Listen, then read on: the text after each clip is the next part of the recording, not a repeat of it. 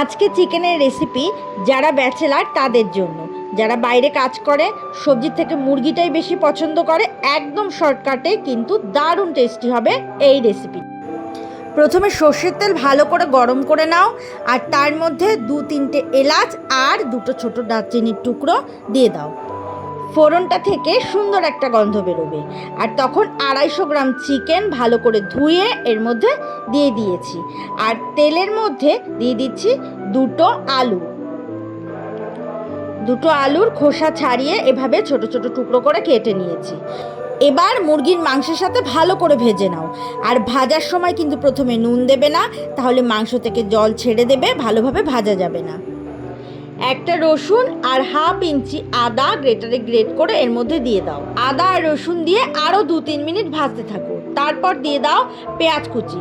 আমি এখানে একটা বড় সাইজের পেঁয়াজ এর মধ্যে দিয়ে দিয়েছি।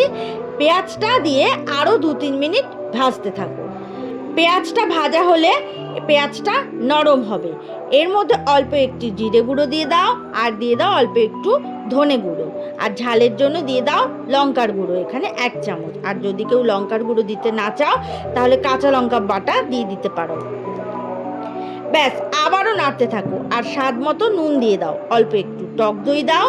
যেহেতু এখানে জল এখনো দিইনি, তাই কড়াইয়ের নিচে শুকনো মশলা লেগে যাবে। এই কড়াইয়ের নিচে লেগে থাকা মশলাটাই কিন্তু মুরগির মাংসের স্বাদ বাড়াতে সাহায্য করবে। একটু ভাজা ভাজা গন্ধটা আসবে। আর এবার এর মধ্যে জল দিয়ে দাও, 2 গ্লাস পরিমাণে জল এখানে দিয়ে দাও। আর তারপর ঢাকা দিয়ে দাও। মাংস আর আলু দুটোই সিদ্ধ হয়ে আসলে ব্যাস গ্যাস অফ করে দাও, আর এর মধ্যে ঘি দিয়ে দাও। ব্যাস, ভাত রুটি দুটোর সাথেই খেতে পারবে। রেসিপিটা কেমন লাগলো জানাবে।